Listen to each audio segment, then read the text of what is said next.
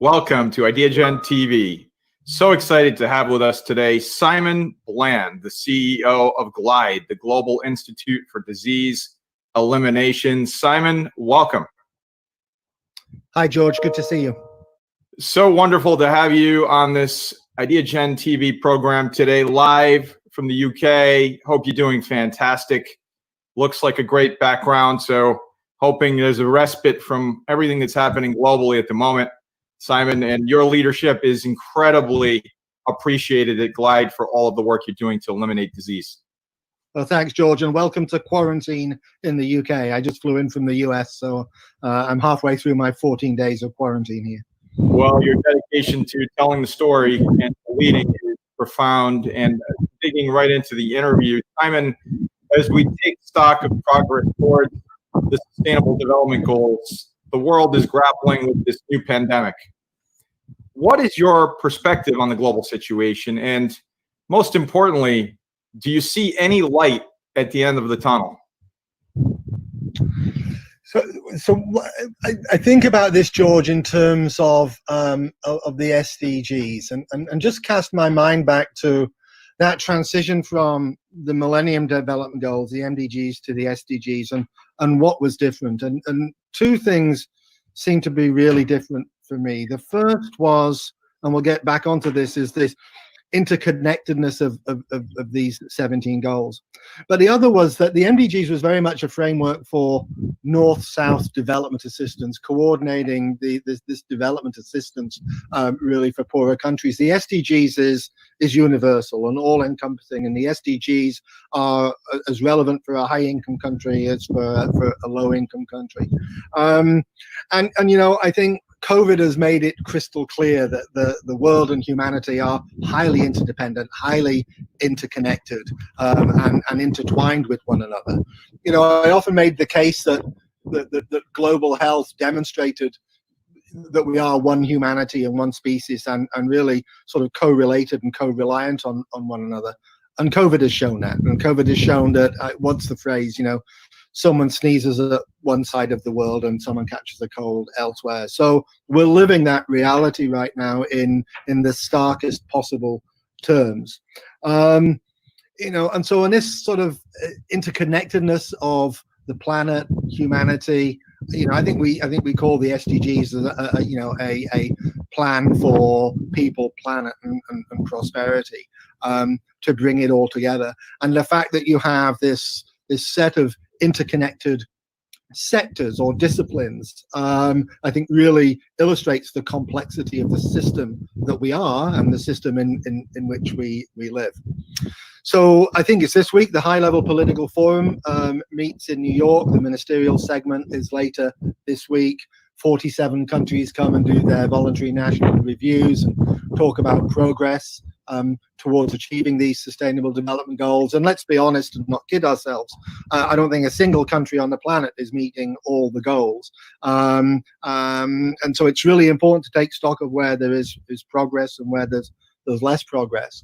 But equally, we have to realize that COVID is a massive disruptor of that progress. The extent to which it disrupts, delays, postpones, and sets back the ambitions is yet to be worked out. We still haven't figured out the full consequences, economic costs, social costs, and health costs, and cost in lives of this pandemic. But it's inevitably going to make things much more difficult. It doesn't mean we rip up the SDGs or throw them away. For me, it means we have to redouble our efforts and see what we learn from this and how that learning can help us accelerate and move forward. You know, we often hear this expression from humanitarian crises, the desire to build back better. My hope is that following COVID, as we come out and transition out of the pandemic, that we are building back better for the future. So it's a huge challenge. Now, is there light at the end of the tunnel? I think the short answer is yes. The question is, how long is that tunnel and how windy is that tunnel? I suspect it's quite a long tunnel with many twists and turns still to come. So I think this notion of, you know, everything will be fine by the autumn, or we'll suddenly get a vaccine and off we go, life resumes as it did before. I don't think that's a serious scenario. I think we have a scenario where we're dealing with the consequences of this and transitioning for some considerable time to come. And I can't put my finger on what that would be, but certainly, a couple of years, maybe longer. So, my hope is that there's an incremental transition, but expecting suddenly a switch to be flipped and everything's back to normal is not how I see this panning out. Yeah, and that echoes a lot of the expert sort of analysis. No one really knows exactly when and how. We do have sort of a roadmap for the vaccine process, it appears, and we're all extremely hopeful that this technology and the science is accelerating to a point where we can get maybe not ahead of these types of situations, but maybe to mitigate in some way the impact, the overall impact. And so, as someone who has spent so much of your professional life working in developing countries, you mentioned, of course, the MDGs, which were focused on these developing countries. Then 6 years with the United Nations working on HIV/AIDS, and now, incredibly so, as the CEO of a global health startup. I mean, based out of Abu Dhabi, as we all know, you're working with folks like Bill Gates and Crown Prince. And what lessons are relevant for this COVID response based on what you're seeing in your role as CEO of Glide? So it's I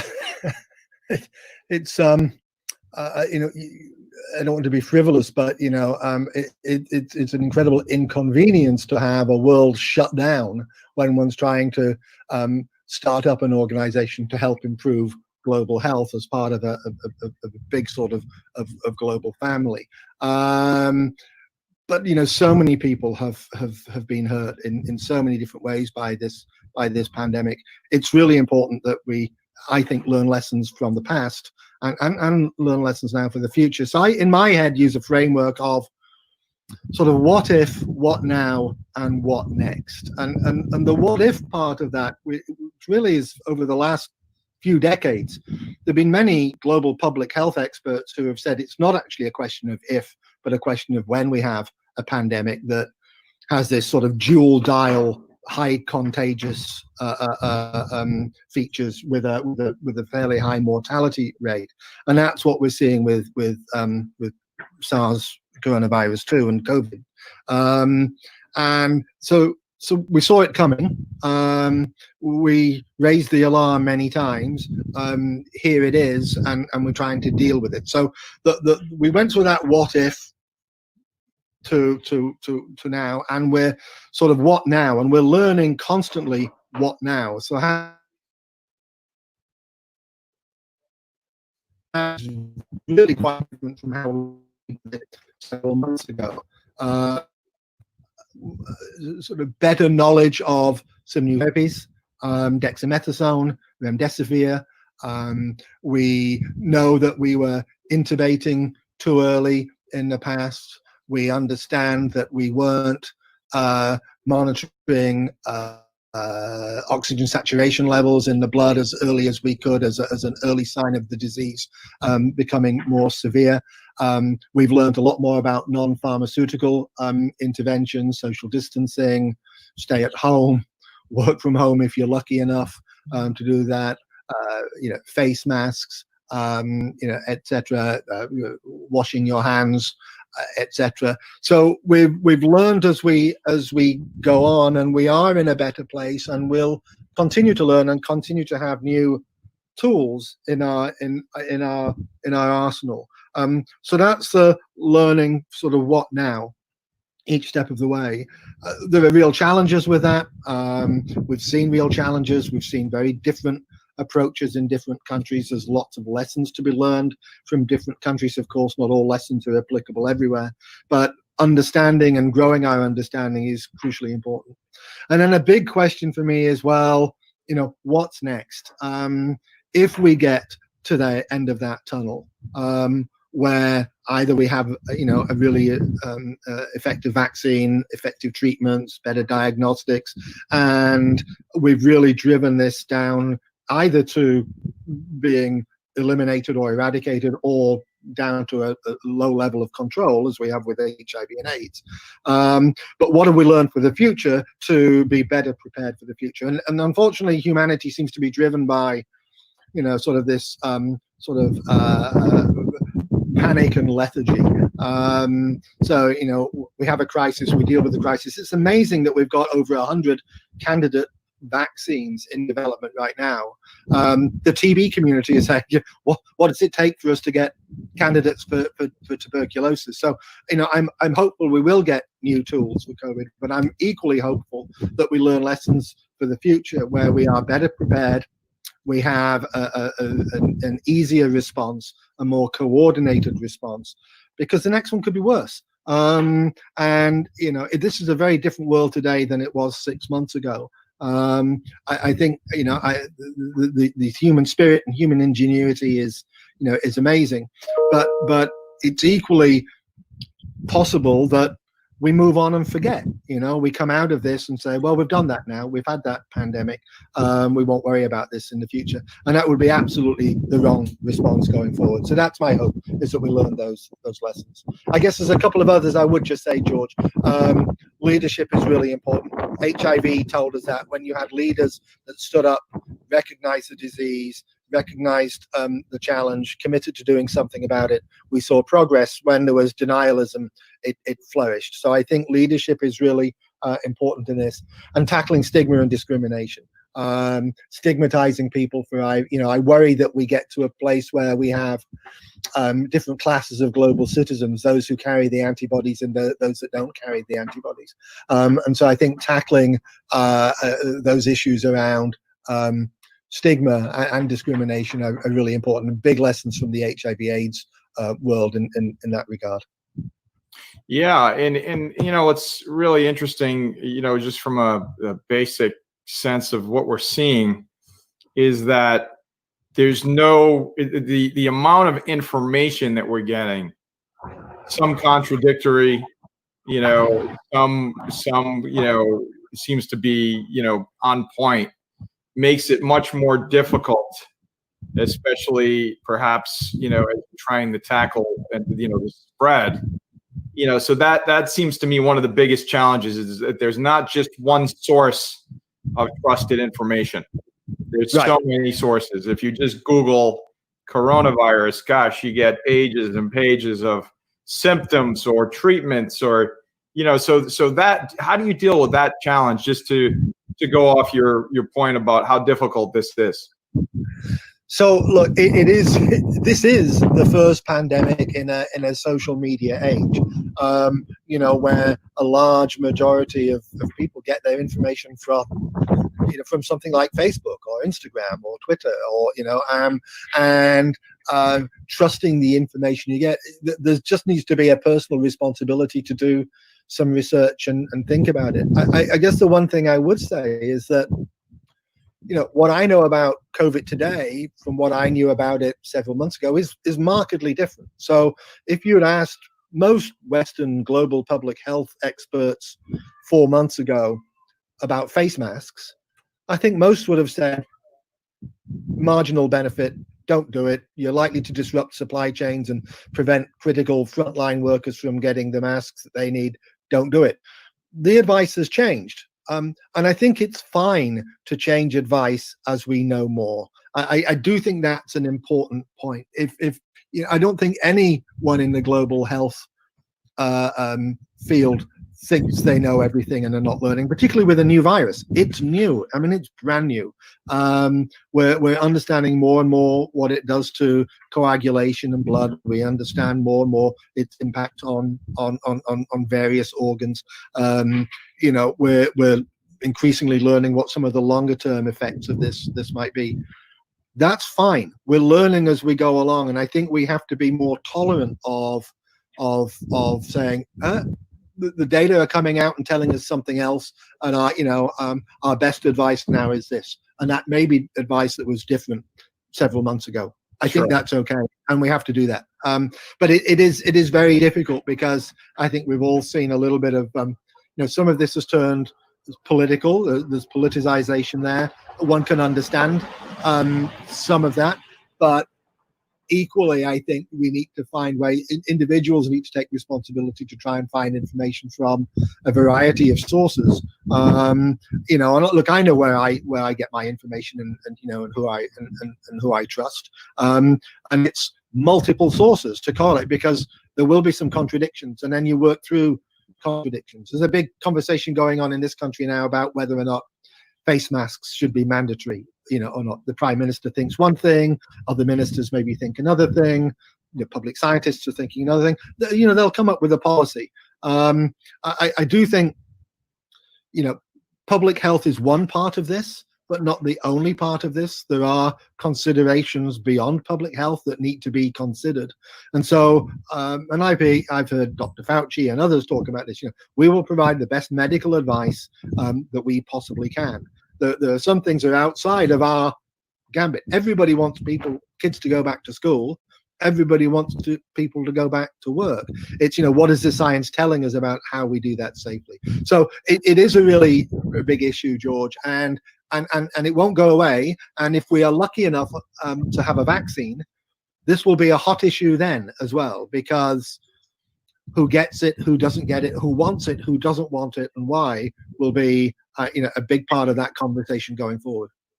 Oh gosh, something to look forward to. It's nothing's easy, and we know that nothing's easy. But you're right. It is. In the United States this year, obviously an election year, and there's consequences for every action. You shut something down, something else isn't happening. What are those consequences? And you have to weigh it all. And I like what you said. I mean, you weigh the science. The science drives, hopefully, the decision making. And you can make an informed decision based on what we now know, which is so markedly different than what we maybe knew in the last time we spoke, which was in February when you were a guest on Ideagen TV.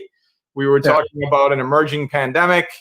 We were talking about all these different things. So since the last we spoke in February, how has your focus, the glide, changed? What are you working on? And has the urgency accelerated based on the current situation? So I think many organizations, certainly in global health, are saying, so, what does this mean for us? And I think, it's easy for many organizations to do a pivot to say, well, we've got to work on COVID-19. It's a defining health crisis of our age, of the century, perhaps, certainly of our generation. And that's laudable and important. We've had this conversation. We're basically saying we are not taking on COVID, but we need to take account of COVID. So our focus has not changed. We still care about disease elimination and eradication.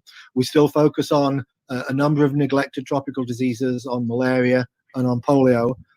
If anything, these diseases will be more neglected, not less neglected, because of COVID.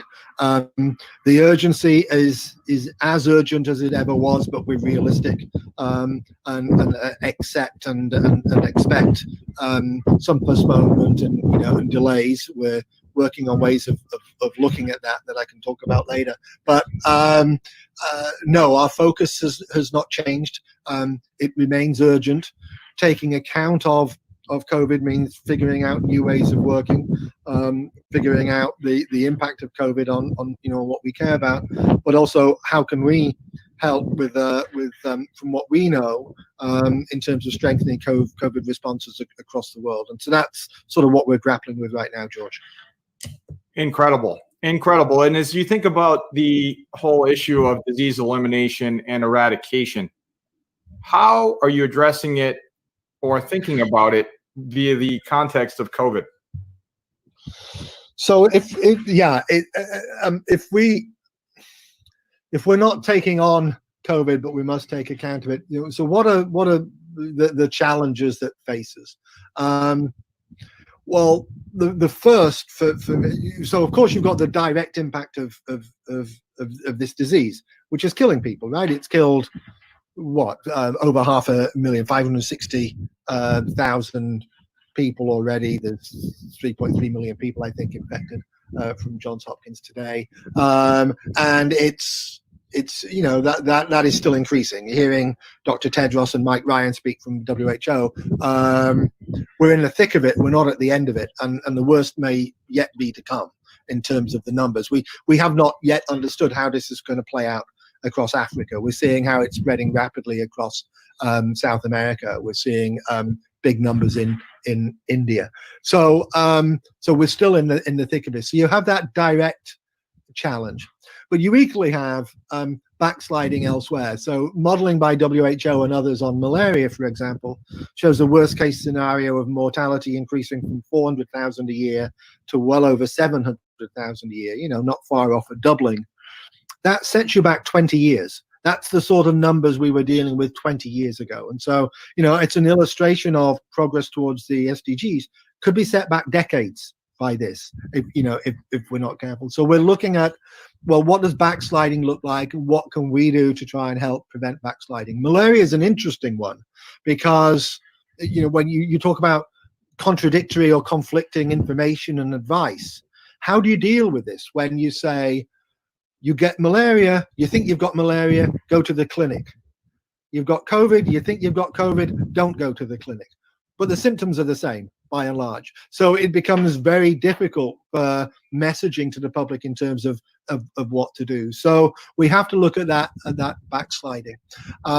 We have to look at operational models. How are we all going to work in new and different ways, where we're not able to travel freely, where we're not able to convene the world's experts, where we're not able to be on the front line with communities, learning from them and helping them sort of progress. So there are big challenges for how we work.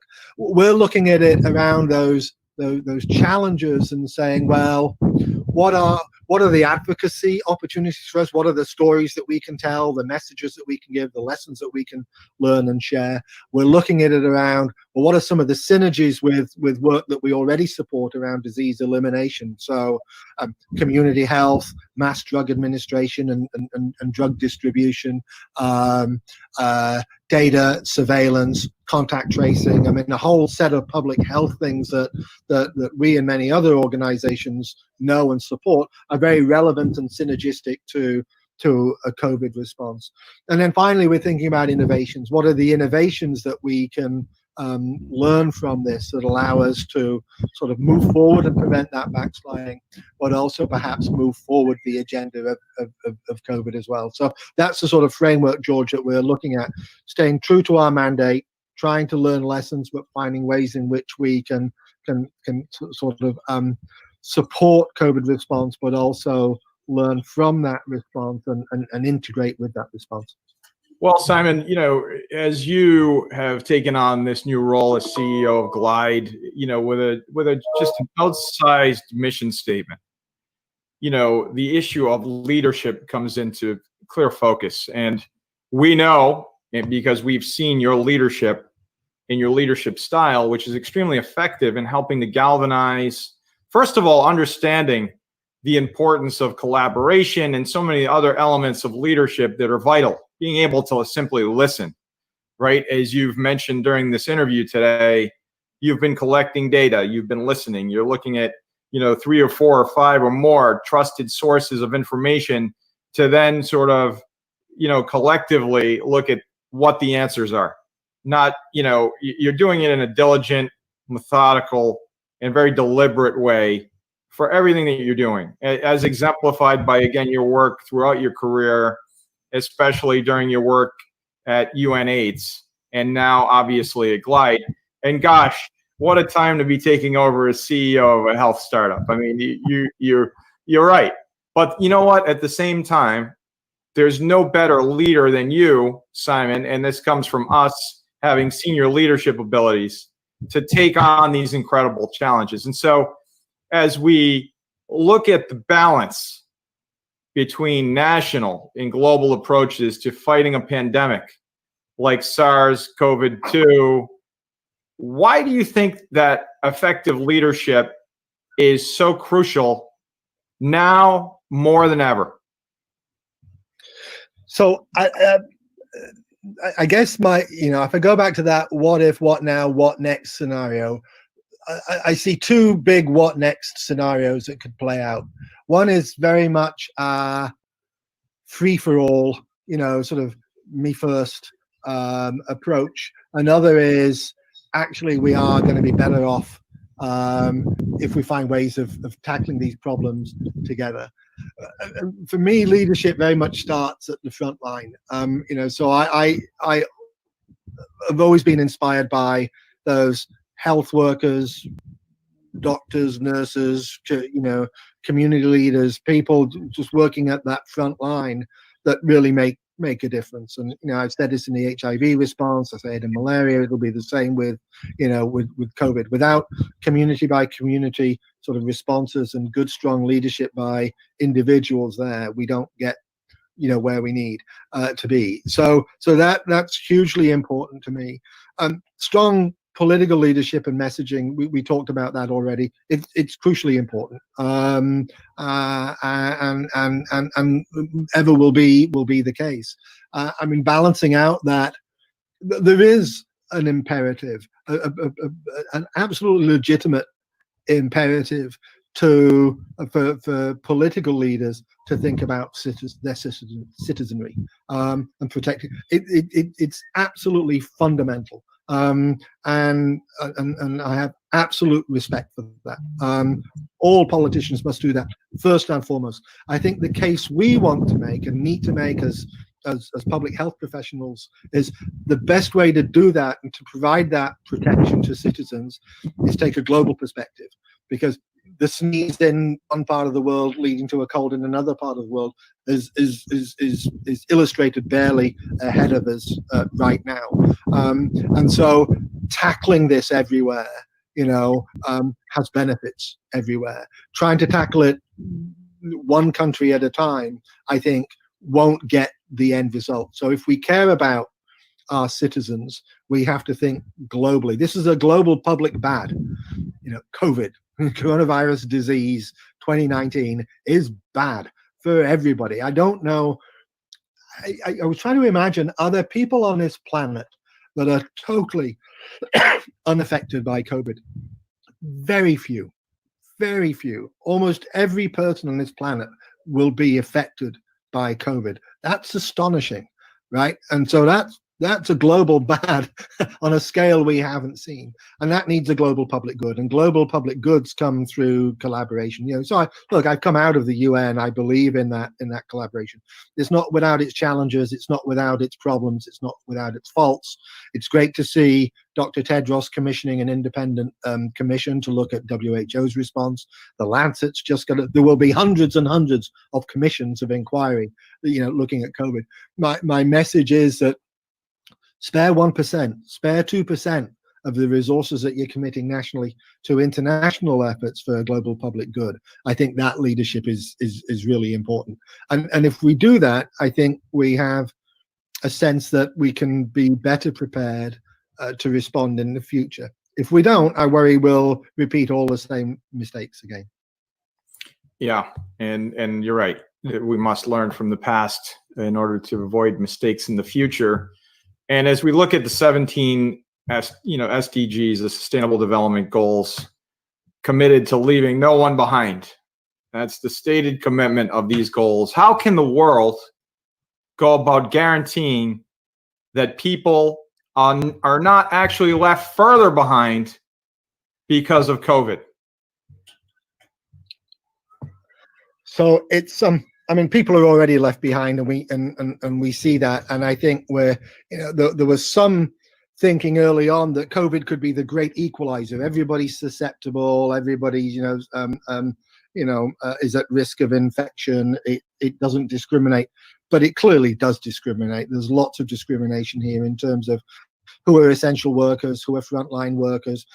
Who has the ability to stay at home, who has the ability to work from home, who has the ability to socially distance, who has the ability, not to go to work the next day because they've got a buffer, of their livelihood.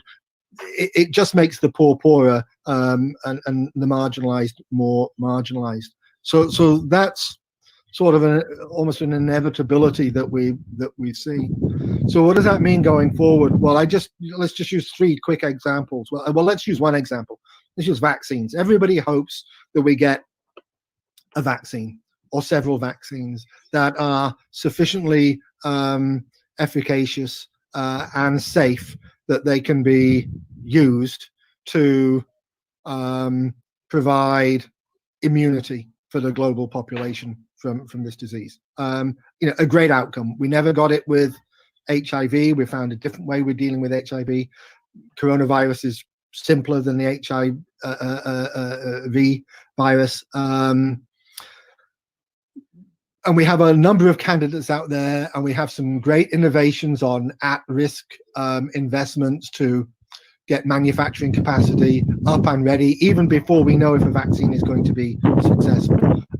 So we're doing things that we never thought of before, which are amazing. And the Gates Foundation and CEPI and other organizations playing a huge role in that.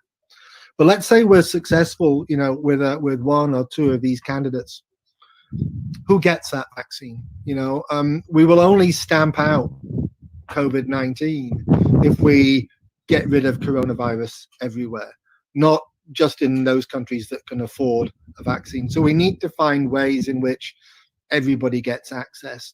And so the Gates Foundation and CEPI and others are working on some facilities, financial facilities, an advanced market commitment, a COVAX facility, to try and get global investment in a way that sort of balances this domestic desire to protect one's citizens, but also recognizes that to do that, you also need to provide the vaccines elsewhere. So we're working on, I'm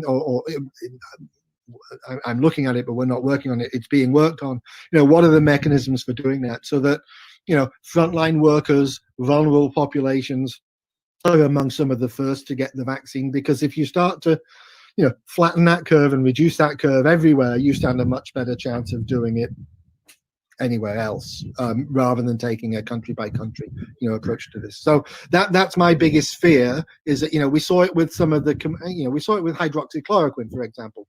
It got hyped up, people thought it might be interesting, it got bought up. Those that needed hydroxychloroquine, either for malaria treatment or for lupus or rheumatoid arthritis, we're seeing stockouts and price spikes.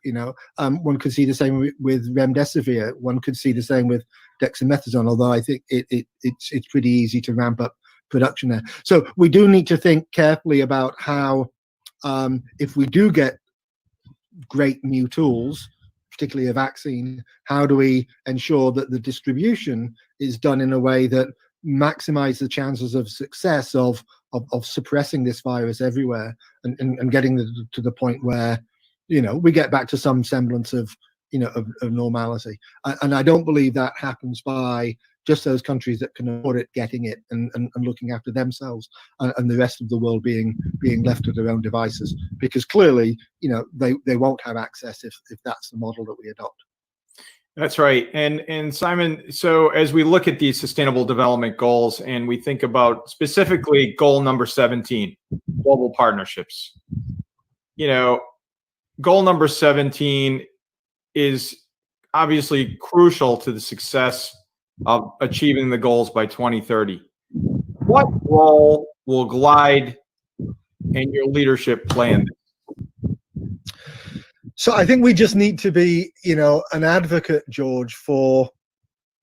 I hesitate to say the word globalization, but advocates for collective action and global solidarity.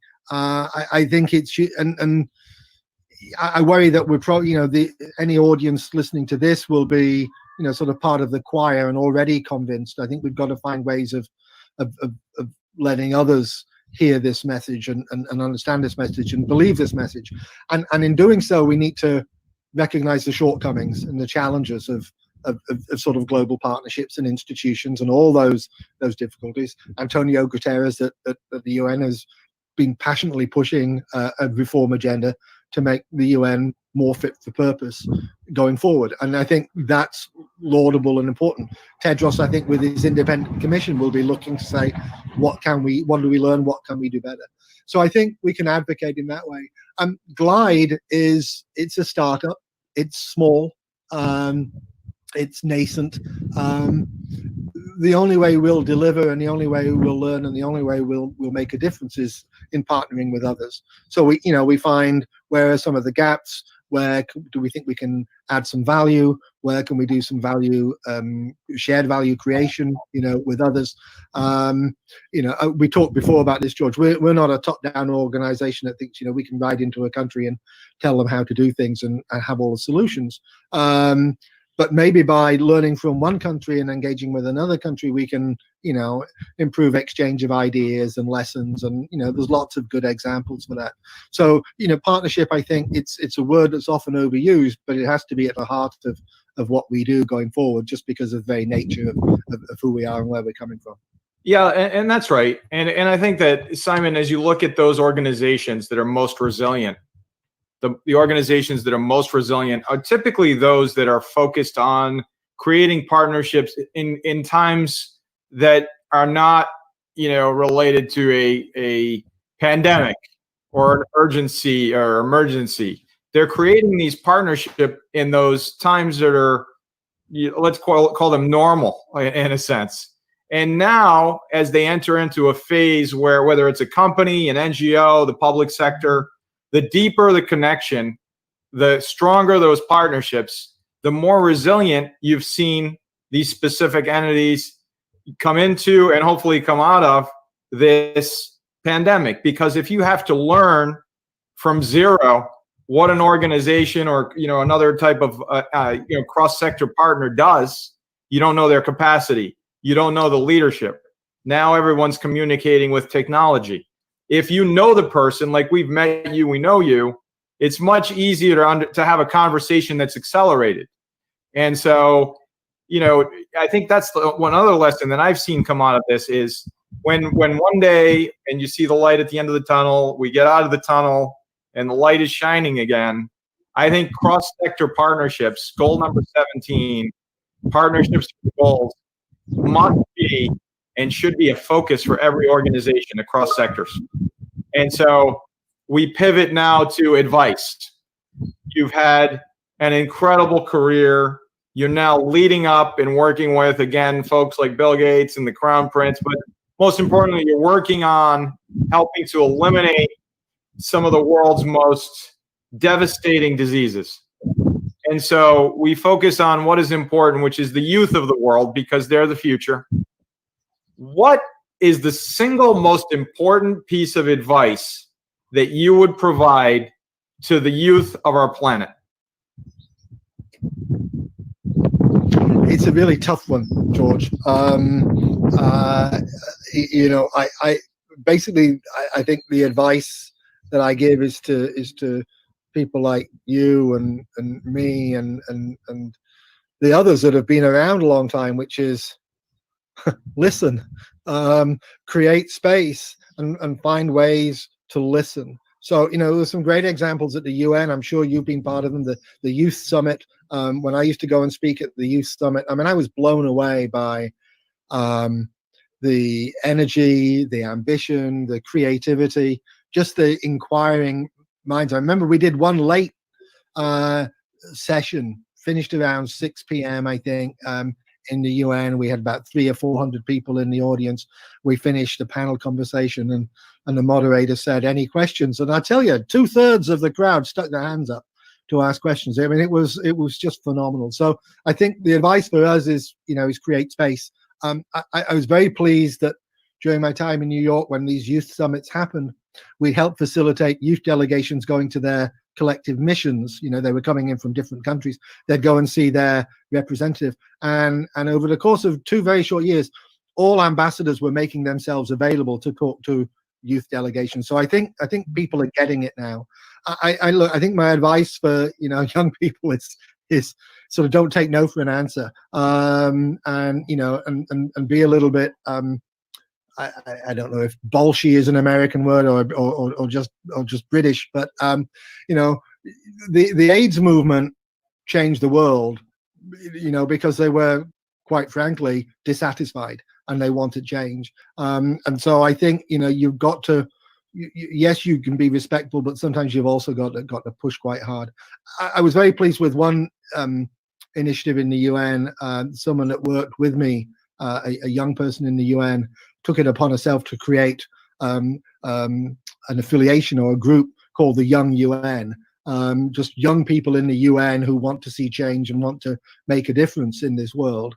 And in the space of a very short period of time, they were getting audiences with the Secretary General and speaking and things. So, there is space in this world, and we need to hear, and we need to create space for young people. I'm pretty sure I'm the oldest person in my organization now. It's telling me something. Where the organization's getting younger. But they, so many of them know an awful lot more than I do. So we just need to give them, some space, and together, I think we can find, George, is what you do at Ideagen. You bring people from different sectors, different stakeholders, different walks of life, different perspectives together, and different things happen when you do that. And I think when it's intergenerational as well, it's another dimension. So let's just create space and opportunities to do that. Simon Bland, CEO, GLIDE, the Global Institute for Disease Elimination. What is your post-summit ask for our global audience? Millions of folks will watch this program. What from across the world and literally every country? What would you ask them as we collectively continue to change the world? So I think I've said this before, George. I don't know if you've heard me, but to the SDGs, I say, so help make them famous, make them personal, and find a way of getting invested. Now, it may be that anybody that watches this is already there, but I do think there's an awful lot of people in this world that have no idea what the SDGs are. And we need to find a way of advocating for those, but in a way that is real for people, and meaningful. Don't get me wrong, the SDGs is so much more well known and understood than the MDGs, but it's still nowhere near where it needs to be. Just understanding them on a personal level, why do they matter for everybody? And they do.